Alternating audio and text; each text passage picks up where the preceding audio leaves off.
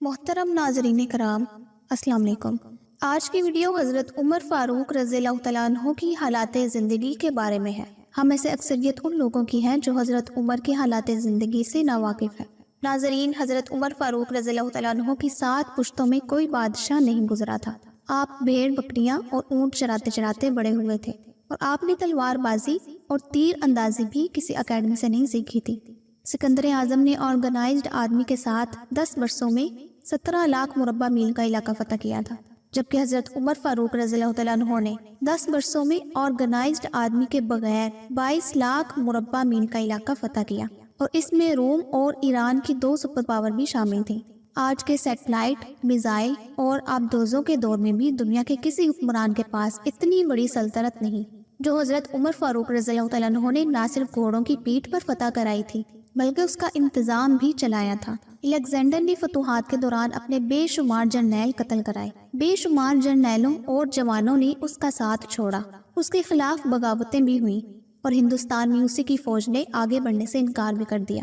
لیکن حضرت عمر فاروق رضی اللہ تعالیٰ عنہ کے کسی ساتھی کو ان کے حکم سے سرتابی کی ضرورت نہ ہوئی۔ وہ ایسے کمانڈر تھے کہ آپ نے عین میدان جنگ میں عالم اسلام کے سب سے بڑے سپہ سالار حضرت خالد بن ولید رضی اللہ تعالیٰ عنہ کو معزول کر دیا، اور کسی کو یہ حکم ٹالنے کی ضرورت نہ ہوئی۔ آپ نے حضرت سعد بن ابی وقاص رضی اللہ تعالیٰ عنہ کو کوفے کی گورنری سے ہٹا دیا۔ آپ نے حضرت حارث بن کعب رضی اللہ تعالیٰ عنہ سے گورنری واپس لے لی، لیکن کسی کو حکم عدولی کی ضرورت نہ ہوئی۔ الیگزینڈر نے 17 لاکھ مربع میل کا علاقہ فتح کیا، لیکن دنیا کو کوئی نظام، کوئی سسٹم نہ دے سکا، جبکہ حضرت عمر فاروق رضی اللہ تعالیٰ عنہ نے دنیا کو ایسے سسٹم دیے جو آج تک پوری دنیا میں رائج ہے۔ آپ نے سن ہجری کا اجرا کیا، جیل کا تصور دیا، مؤذنوں کی تنخواہیں مقرر کی، مسجدوں میں روشنی کا بندوبست کرایا، پولیس کا محکمہ بنایا، ایک مکمل عدالتی نظام کی بنیاد رکھی، آب پاشی کا نظام قائم کرایا، فوجی چھاونیاں بنوائی اور فوج کا باقاعدہ محکمہ قائم کیا۔ آپ نے دنیا میں پہلی بار دودھ پیتے بچوں، معذوروں، بیواؤں اور بے آسراؤں کے وظائف مقرر کیے۔ آپ نے دنیا میں پہلی بار حکمرانوں، سرکاری عہدیداروں اور والیوں کے اثاثے ڈکلیئر کرنے کا تصور دیا۔ آپ نے بے انصافی کرنے والے ججوں کو سزا دینے کا سلسلہ بھی شروع کیا۔ آپ راتوں کو تجارتی قافلوں کی چوکیداری کرتے تھے۔ آپ فرمایا کرتے تھے کہ جو حکمران عدل کرتے ہیں وہ راتوں کو بے خوف سوتے ہیں۔ آپ کا فرمان تھا، قوم کا سردار قوم کا سچا خادم ہوتا ہے۔ آپ کی مہر پر لکھا تھا، عمر، نصیحت کے لیے موت ہی کافی ہے۔ آپ کے دسترخوان پر کبھی 2 سالن نہیں رکھیں گے۔ آپ زمین پر سر کے نیچے اینٹ رکھ کر سو جاتے تھے۔ آپ سفر کے دوران جہاں نیند آ جاتی تھی، آپ کسی درخت پر چادر تان کر سایہ کرتے تھے اور سو جاتے تھے، اور رات کو ننگی زمین پر دراز ہو جاتے تھے۔ آپ کے کتے پر 14 پیوند تھے، اور ان پیوندوں میں ایک سرخ چمڑے کا پیوند بھی تھا۔ آپ موٹا کھردرا کپڑا پہنتے تھے۔ آپ کو نرم اور باریک کپڑے سے نفرت تھی۔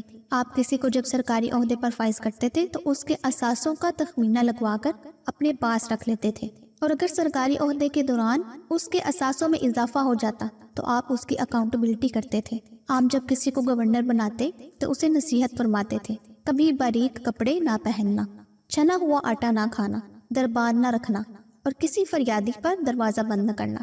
آپ فرماتے تھے، ظالم کو معاف کر دینا مظلوموں پر ظلم ہے۔ آپ کا یہ فکرہ آج انسانی حقوق کے چارٹر کی حیثیت رکھتا ہے کہ مائیں بچوں کو آزاد پیدا کرتی ہیں، تم نے انہیں کب سے غلام بنا لیا۔ آپ اسلامی دنیا کے پہلے خلیفہ تھے جنہیں امیر المؤمنین کا خطاب دیا گیا۔ دنیا کے تمام مذاہب کی کوئی نہ کوئی خصوصیت ہے، اسلام کی سب سے بڑی خصوصیت عدل ہے، اور حضرت عمر فاروق رضی اللہ تعالیٰ عنہ وہ شخصیت ہے جو اس خصوصیت پر پورا اترتے ہیں۔ آپ شہادت کے وقت مقروض تھے، چنانچہ آپ کی وصیت کے مطابق آپ کا واحد مکان بیچ کر آپ کا قرض ادا کر دیا گیا، اور آپ دنیا کے واحد حکمران تھے جو فرمایا کرتے تھے کہ میرے دور میں اگر فرات کے کنارے کوئی کتا بھی بھوک سے مر گیا تو اس کی سزا عمر کو بھگتنا ہوگی۔ آپ کے عدل کی یہ حالت تھی۔ آپ کا انتقال ہوا تو آپ کی سلطنت کے دور دراز علاقے کا ایک چرواہا بھاگتا ہوا آیا اور چیخ کر بولا، لوگو، حضرت عمر فاروق رضی اللہ تعالیٰ عنہ کا انتقال ہو گیا۔ لوگوں نے حیرت سے پوچھا، تم مدینے سے ہزاروں میل دور جنگل میں ہو، تمہیں اس سانحے کی اطلاع کس نے دی؟ چرواہا بولا، جب تک حضرت عمر فاروق رضی اللہ تعالیٰ عنہ زندہ تھے میری بھیڑیں جنگل میں بے خوف پھرتی تھیں، اور کوئی درندہ ان کی طرف آنکھ اٹھا کر نہیں دیکھتا تھا، لیکن آج پہلی بار ایک بھیڑیا میری بھیڑ کا بچہ اٹھا کر لے گیا۔ میں نے بھیڑیے کی جرأت سے جان لیا کہ کہ آج دنیا میں حضرت عمر فاروق رضی اللہ تعالیٰ عنہ موجود نہیں ہیں۔ میں دنیا بھر کے مورخین کو دعوت دیتی ہوں کہ وہ الیگزینڈر کو حضرت عمر فاروق رضی اللہ تعالیٰ عنہ کے سامنے رکھ کر دیکھیں۔ انہیں الیگزینڈر حضرت عمر فاروق رضی اللہ تعالیٰ عنہ کے حضور پہاڑ کے سامنے کنکر دکھائی دے گا، کیونکہ الیگزینڈر کی بنائی سلطنت اس کی وفات کے 5 سال بعد ختم ہو گئی، جبکہ حضرت عمر فاروق رضی اللہ تعالیٰ عنہ نے اپنے دور میں جس خطے میں اسلام کا جھنڈا بھجوایا، وہاں سے آج بھی اللہ اکبر کی صدائیں آتی ہیں۔ وہاں آج بھی لوگ اللہ کے سامنے سجدہ کرتے ہیں۔ حضرت عمر فاروق رضی اللہ تعالیٰ عنہ کے بنائے نظام دنیا کے 245 ممالک میں آج بھی کسی نہ کسی شکل میں موجود ہے۔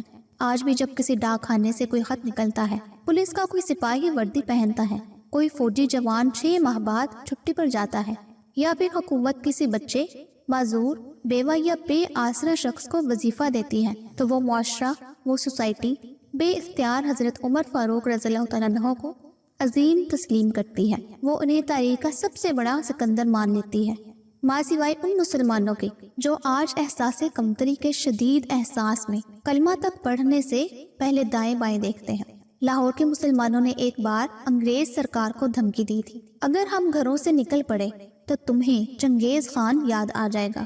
اس پر جواہر لال نہرو نے مسکرا کر کہا تھا، افسوس آج چنگیز خان کی دھمکی دینے والے مسلمان یہ بھول گئے۔ ان کی تاریخ میں ایک حضرت عمر فاروق بھی تھا، جن کے بارے میں یہ اعتراف کیا جاتا ہے کہ اسلام میں اگر ایک عمر اور ہوتا تو آج دنیا میں صرف اسلام ہی دین ہوتا۔ ہم آج بھی یہ بھولے ہوئے ہیں کہ ہم میں ایک حضرت عمر فاروق بھی تھے، جن کے بارے میں رسول اللہ صلی اللہ علیہ وآلہ وسلم نے فرمایا تھا، میرے بعد اگر کوئی نبی ہوتا تو وہ حضرت عمر بن خطاب ہوتے۔ ناظرین، اس امید کے ساتھ اپنی ویڈیو کا اختتام کرتی ہوں کہ میری یہ ویڈیو آپ کو بہت پسند آئی ہوگی۔ اگر آپ کو ویڈیو پسند آئی ہو تو اپنے دوستوں کو بھی شیئر کیجیے گا۔ اگلی ویڈیو تک کے لیے مجھے اجازت دیجیے۔ اللہ آپ سب کا حامی و ناصر ہو۔